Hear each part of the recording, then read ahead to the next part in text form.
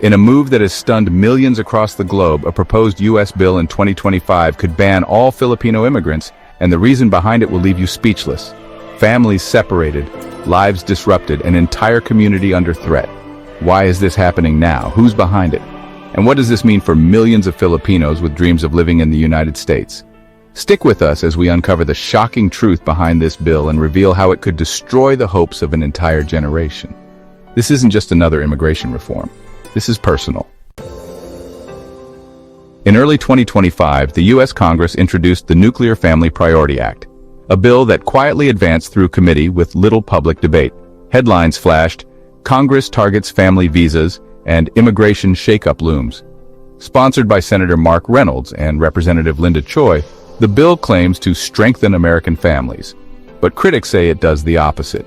The act would eliminate visa categories for siblings, married adult children, and aging parents, categories that have kept Filipino families together for generations. Under current law, over 250,000 green cards are issued each year through family sponsorship. Filipinos are among the top recipients, with nearly 50,000 family visas granted annually. If the bill passes, those doors would slam shut. "This bill would devastate our community," says Maria Santos, a Filipino nurse in New Jersey. Public reaction has been swift. Protesters have gathered outside Congress, holding signs that read, "Families belong together," and "Stop the ban." Meanwhile, proposed amendments would raise application fees, extend wait times, and impose stricter eligibility, making legal immigration even harder. Even legal immigrants who've lived in the U.S. for decades could be targeted. "We followed every rule, but now we're being punished," says one affected father. Why should the Philippines care about this bill? The answer goes far beyond immigration. It's about the nation's economic survival. Remittances from overseas Filipinos are the backbone of local businesses, schools, and hospitals. In 2024, they sent home a record-breaking $38 billion. That money pays for children's education, keeps small businesses afloat, and funds critical health care for millions. According to the Philippine Central Bank, remittances make up 8.3% of the country's entire GDP. Remove that, and the ripple effect could devastate thousands of families. Experts warn that if the bill passes, job losses could soar, and local economies may collapse. One economist said entire communities depend on this flow of money. Families like the De La Cruz in Manila rely on remittances to pay for medicine and school fees. Without it, their future is uncertain. The Philippine government has issued urgent statements warning that the loss of remittances could trigger a national crisis. The stakes are clear. This money isn't just aid, it's a lifeline, and now it's at risk. For generations, the United States has represented hope and new beginnings for Filipinos, nurses, engineers, teachers, and caregivers, each chasing the promise of a better life. Over 2 million Filipinos now call America home, their journeys shaped by sacrifice and resilience. Many arrived through family reunification, others through hard-won employment visas. But behind every success story are families separated for years, parents missing milestones, and children growing up oceans apart from loved ones. The Filipino community's contributions are woven into the fabric of America, serving in hospitals, building businesses, and supporting local economies.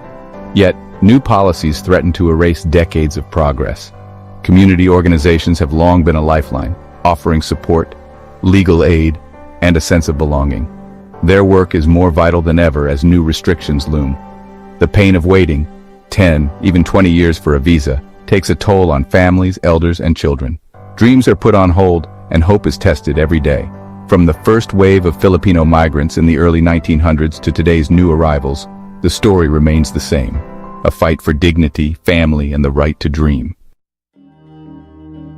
Ambassador Jose Manuel Romualdez issued a rare public warning earlier this year.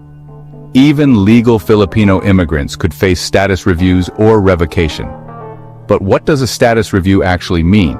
It starts with a notice from immigration authorities, often triggered by minor paperwork errors, changes in employment, or even anonymous tips. Immigration lawyers say the most common reasons for revocation include missed deadlines, outdated addresses, or misunderstandings about visa conditions. For families, the uncertainty is overwhelming. Maria, a nurse in California, received a letter demanding proof of employment within 30 days or face deportation. Immigration attorney James Lee explains, many clients panic, but there are legal resources available. Hotlines and nonprofit groups can help. Still, the psychological toll is immense. Families live in constant fear, children worry about losing parents, and the community feels under siege. For many, the American dream now means navigating a maze of legal uncertainty, hoping for help, and fearing the next letter in the mail. Before her world turned upside down, Michelle was a devoted mother of two, working as a nurse in Houston and sending money home to her parents in Manila. In June 2025, her life changed forever when she was detained at a Texas airport, accused of a paperwork error she never knew existed. Michelle spent 6 months in a detention center, separated from her children, as her family struggled to understand why she was taken. Her children clung to her photograph, waiting for news, while her husband juggled work and legal bills. Michelle's legal battle was long and costly. Advocates say her case is far from unique. Hundreds of Filipino immigrants have faced similar fates over minor paperwork issues. In 2025 alone, ICE raids targeting Filipinos surged, leaving families across California and New Jersey in crisis. Community centers scrambled to provide emergency legal aid, but resources were stretched thin. Immigration attorney Maria Santos explains, many of these detentions violate due process.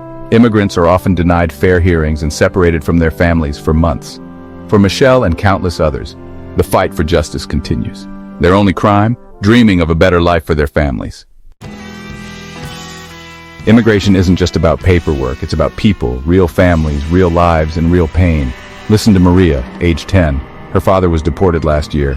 I draw pictures of my family together, but at dinner, his chair is always empty. For spouses like Lito, the separation means years of loneliness and anxiety. We talk on the phone, but it's not the same. My son barely remembers his mother's voice. Elders, once cared for by their children, now face isolation. Lola Estrella, 72, says, I wait for calls that never come. My heart aches every day. Social workers warn of rising depression and trauma among children left behind. Psychologists report increased anxiety, sleep problems, and declining school performance. Support groups try to help, but the wounds run deep. Families gather, sharing stories and tears, hoping for change. The new U.S. proposal risks turning the American dream into a nightmare for Filipinos who've done everything by the book. And for what? A policy shift that punishes the innocent while doing little to address real immigration reform. Behind the bill lies a web of economic arguments and political pressure. Supporters claim the goal is to protect the U.S. economy from excessive remittance outflow, arguing that billions sent abroad could be invested at home. At economic roundtables, politicians and lobbyists insist this is about national interest. But critics, including leading economists, warn that remittances actually strengthen global ties and support U.S. allies. Human rights groups call the bill discriminatory and short-sighted. Internationally, the proposal has sparked outrage. News outlets in the Philippines and beyond are covering protests and diplomatic statements, warning of strained relations if the bill passes. The debate rages on. Is this really about economics, or is it about politics and prejudice? One thing is clear. Filipino immigrants contribute to America in countless ways, yet now find themselves at the center of a global controversy. The bill hasn't passed yet, but momentum is building every day. But you have the power to make a difference. Here's how you can help right now. Step 1. Call your lawmakers. Find their contact information online. Write down your concerns and make your voice heard. Step 2. Sign petitions and share them with your friends and family. Every signature counts. Step 3. Join advocacy groups or attend rallies in your area. Standing together sends a powerful message. Step 4. Support families affected by these policies. Donate, volunteer, or simply listen to their stories. Across the country, communities have already made an impact, like the Filipino American Coalition in California that stopped a similar bill last year through United Action.